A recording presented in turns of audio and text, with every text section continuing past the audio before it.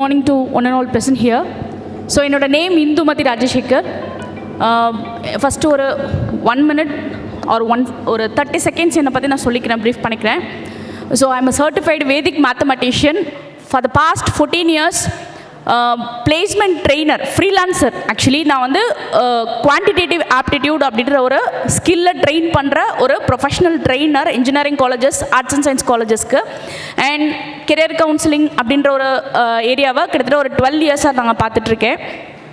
இப்போது அடுத்த ஒரு 10 to 15 நிமிஷம் ஸ்டூடெண்ட்ஸ்க்கும் சரி, இங்கே இருக்கக்கூடிய பேரண்ட்ஸ்க்கும் சரி, என்ன விஷயங்களை நான் ஷேர் பண்ணணுன்னு வந்திருக்கேன் அப்படின்னா, ஸ்டூடெண்ட்ஸ் +1 10th முடிச்சுட்டு +2 முடிச்சுட்டு நீங்கள் கோர்ஸ் செலெக்ஷன் பண்ணும்போது, காலேஜ் செலெக்ஷன் பண்ணும்போது நான் அப்சர்வ் பண்ண மிஸ்டேக்ஸ், நீங்கள் ரிப்பீட்டடாக செஞ்சுட்டு இருக்கக்கூடிய உங்களோட சீனியர்ஸ், உங்களோட சூப்பர் சீனியர்ஸ் செஞ்சுட்டு இருந்த மிஸ்டேக், அதே மாதிரி காலேஜ் டேஸில் ஸ்டூடெண்ட்ஸ் ரிப்பீட்டடாக செஞ்சுட்டு இருக்கிற மிஸ்டேக்ஸ், அதோட இம்பேக்ட்டு அவங்களோட கெரியர் சக்ஸஸில் எந்த அளவுக்கு மோசமாக இருக்குது அப்படின்ற விஷயத்த உங்களுக்கு ஷேர் பண்ணுறதுக்காக தான் நான் இப்போ நான் வந்திருக்கேன்.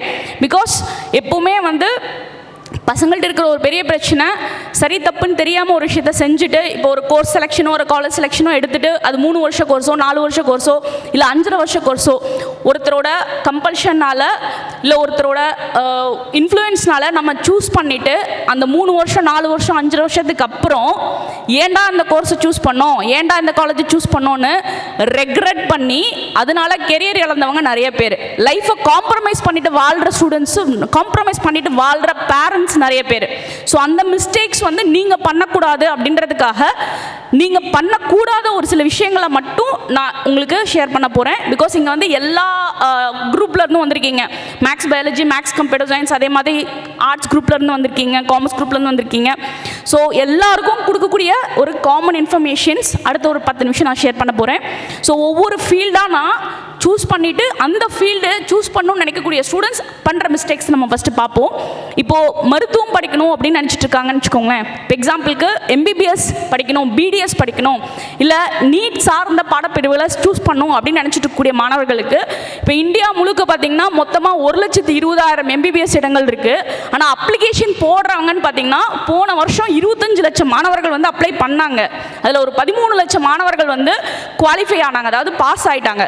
13 லட்சம் மாணவர்களோட எண்ணமும் எம்பிபிஎஸ் மாதிரி ஒரு கோர்ஸ் வந்து சேர்ந்துட மாட்டோமான்ற ஒரு எண்ணத்தில் இருக்கும். ஆனால் சீட்டுன்னு பார்த்தீங்கன்னா தமிழ்நாட்டில் இந்தியா முழுக்க பார்த்தீங்கன்னா 1,20,000 சீட்ஸ் தான் இருக்குது. தமிழ்நாடுன்னு பார்த்தீங்கன்னா வெறும் 11,500 சீட்டுக்குள்ளே தான் இருக்குது, சரிங்களா? ஆனால் தமிழ்நாட்டில் மட்டும் பார்த்தீங்கன்னா 89,000 பிள்ளைங்க அதுக்கு ஆசைப்பட்டுட்டு இருக்காங்க. இங்கே வந்து நீங்கள் ஸ்டூடெண்ட்ஸ் வந்து மார்க் முன்ன பின்ன இருக்குது, எனக்கு நினச்ச காலேஜ் கிடைக்கல அப்படின்ற விஷயங்கள் ரைட். அதாவது நான் என்ன சொல்ல வரேன்னா, நீட் எக்ஸாம் அப்படின்ற ஒரு விஷயத்தில் ப்ரிப்பரேஷன்லேருந்து ஸ்டார்ட் பண்ணி மார்க் வந்ததுக்கப்புறம் அவங்களுக்கு ஓரளவுக்கு நல்ல சேஃப் ஸ்கோரை எடுத்த ஸ்டூடெண்ட்டுமே அவங்க பண்ணுற ஒரு பெரிய மிஸ்டேக் எங்கே தெரியுங்களா? மார்க்கை பேஸ் பண்ணி காலேஜை தேடுறது, சரிங்களா? அடுத்தது காம்ப்ரமைஸ் பண்ணிக்கிறது. ஸோ நம்மளால் இப்போ இந்த ஃபஸ்ட் அட்டெம்ப்டில் ஒரு 300 எடுக்கிறோம், 350 எடுக்கிறோம், ஸோ அடுத்த அட்டெம்ப்ட் நம்ம போகலாமா வேண்டாமா அப்படின்ற ஒரு டிட்டர்மினேஷன் இல்லாமல் எடுக்கிறது. ஸோ நீட் மாதிரி எக்ஸாமை பேஸ் பண்ண கோர்சஸ்க்கு ரைட்டு. ஆனால் இன்ஜினியரிங் அப்படின்னு நம்ம எடுக்கும்போது சார் சொன்னாங்க, தமிழ்நாட்டில் பொறுத்த வரைக்கும் sufficient number of engineering colleges இருக்குது, sufficient number of engineering seats இருக்குது. வருஷம் முழுக்க கிட்டத்தட்ட வருஷம் 2 லட்சம் மாணவர்கள், தமிழ்நாடை சேர்ந்த 2 லட்சம் மாணவர்கள் வந்து TNEA தமிழ்நாடு இன்ஜினியரிங் அட்மிஷன்ஸ்க்கு அப்ளை பண்ணுறாங்க, ஓகேங்களா? அதில் கிட்டத்தட்ட 40,000 சீட்ஸ், சரிங்களா? அதாவது TNEA அஃபிலியேட்டட் இன்ஸ்டிடியூஷனில் இருக்கக்கூடிய ஒரு 40,000 சீட்ஸ் வந்து கம்ப்யூட்டர் சயின்ஸ் துறை சார்ந்த பாடப்பிரிவுகளாக இருக்குது.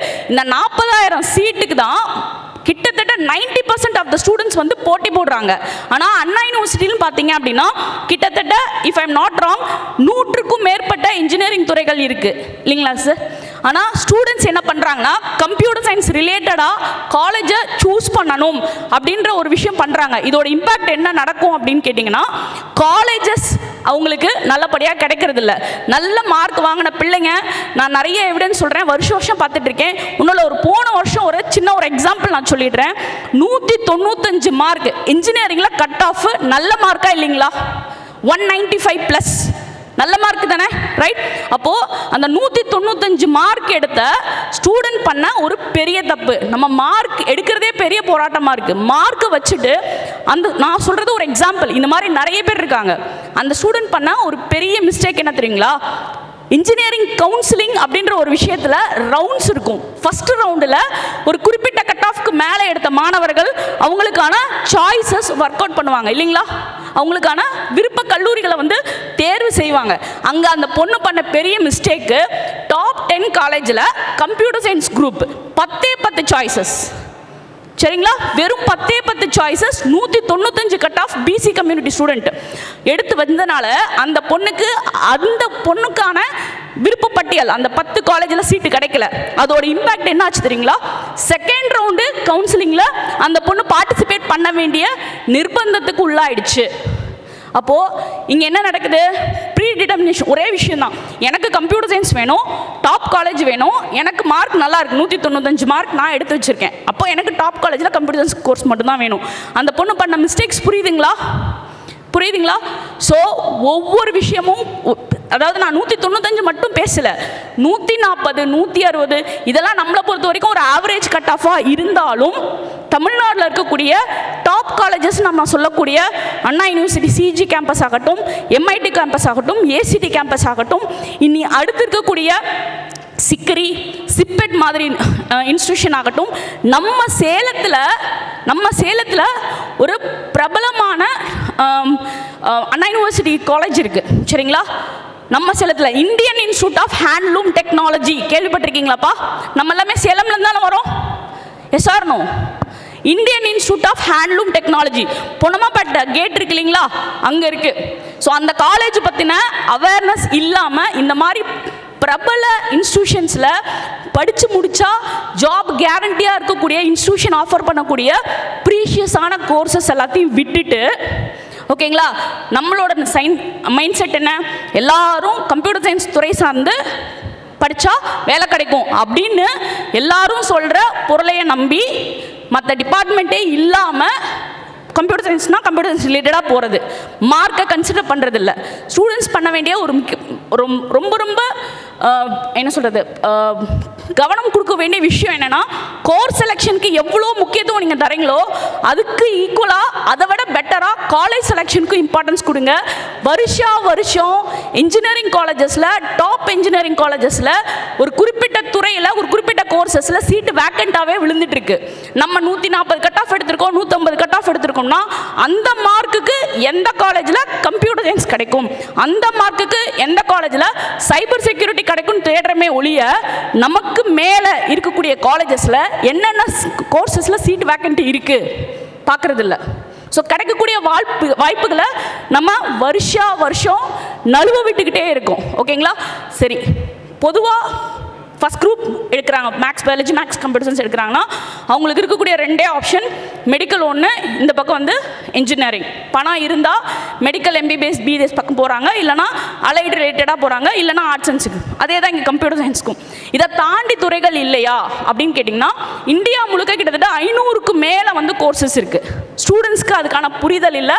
சாரி டு சே, கிட்டத்தட்ட 82 வகையான என்ட்ரன்ஸ் எக்ஸாம்ஸ் +2 மாணவர்கள் முடிச்சதுக்கப்புறம் அவங்க காலேஜ் செலெக்ஷனுக்கும் கோர்ஸ் செலெக்ஷனுக்கும் இருக்குது. இதை இப்போ நீங்கள் கேள்விப்படும் போது நீங்கள் +2 முடிச்சிட்டிங்க, ஓகேங்களா? கிட்டத்தட்ட 35% என்ட்ரன்ஸ் எக்ஸாமுக்கு அப்ளிகேஷன் டெட்லைனும் முடிஞ்சிருச்சு, அப்ளிகேஷன் டெட்லைன் முடிஞ்சு எக்ஸாம்ஸும் முடிஞ்சிருச்சு. ஆனால் இதுக்கப்புறம் +2 எக்ஸாம் ரிசல்ட் வந்து நம்ம May 9 எதிர்பார்த்துட்ருக்கோம். அதுக்கு முன்னாடி என்ட்ரன்ஸ் எக்ஸாம்ஸ் என்னென்ன இருக்குது? ஃபஸ்ட்டு பசங்களோட மைண்ட் செட் என்ன? என்ட்ரன்ஸ் எக்ஸாம்னா ஒரு பயம், சரிங்களா? அதுக்கு யாரா உட்காந்து ப்ரிப்பேர் பண்ணுறது? 10th போர்டு எக்ஸாம் படித்து டார்ச்சர் பண்ணாங்க, 11th +2 போர்ஷன் எடுத்து டார்ச்சர் பண்ணாங்க, +2 போர்டு எக்ஸாம் ப்ரிப்பரேஷனில் டார்ச்சர் பண்ணாங்க. எக்ஸாம் முடிச்சதுக்கப்புறம் இப்போலேருந்து காலேஜ் ஜாயின் பண்ணுற அந்த 3 மாத பீரியட் நம்ம என்ன நினச்சிக்கிறோம்னா ஃபார் என்ஜாய்மெண்ட் அப்படின்னு நினச்சிக்கிறோம். ஓகேங்களா? It is time for exploring about your future, about your career அப்படின்றத மறந்துடுறோம். ஸோ இங்கே வந்திருக்கக்கூடிய ஸ்டூடெண்ட் அந்த மாதிரி இல்லை. உங்கள் கம்ஃபர்ட் ஜோனை விட்டுட்டு இங்கே வந்ததுக்கே ஃபஸ்ட்டு உங்களுக்கு ஒரு பெரிய ஹேட்ஸ் ஆஃப் நான் சொல்லி ஆகணும். ஸோ அப்கமிங் ஸ்டூடெண்ட்ஸ் வந்து அப்கமிங் என்ட்ரன்ஸ் எக்ஸாம் பற்றி ஒரு சில வார்த்தைகள் மட்டும் நான் சொல்ல விரும்புகிறேன். இன்ஜினியரிங் தாண்டி, மெடிக்கல் தாண்டி, மரைன் இன்ஜினியரிங் ரிலேட்டடாக கோர்சஸ் இருக்குது சரிங்களா. கப்பல் இருக்கு இல்லைங்களா, மர்ச்சன்ட் நேவி கோர்சஸ்ன்னு சொல்லுவாங்க சரிங்களா. அதுக்கு மெரைன் இன்ஜினியரிங், அதே மாதிரி nautical science, marine engineering, nautical science, இது மாதிரி கப்பல் சார்ந்த படிப்புகள் இருக்குது. இதெல்லாம் வந்து நம்ம படிக்கணும்னா IMU set, Indian maritime university common entrance test அப்படின்னு ஒரு என்ட்ரன்ஸ் எக்ஸாம் இருக்குது. அந்த என்ட்ரன்ஸ் எக்ஸாமுக்கு அப்ளை பண்ணுறதுக்கு ஜென்ரல் கேட்டகரி அதே மாதிரி OBC கேட்டகரியாக இருந்தால் 1000 ரூபாய் அப்ளிகேஷன் காஸ்ட்டு, அதே மாதிரி EWS SC ST இந்த கேட்டகரியாக வந்துச்சுன்னா 700 ரூபாய் அப்ளிகேஷன் காஸ்ட்டு. இப்போ அப்ளிகேஷன் ஓப்பனில் இருக்குது சரிங்களா. IMU செட் இது நம்ம எழுதுறது மூலமாக இந்தியா முழுக்க இருக்கக்கூடிய IMU செட் காலேஜஸ், அதாவது IMU இந்தியன் மேரிடைம் யூனிவர்சிட்டின்னு 6 யூனிவர்சிட்டி இருக்குது.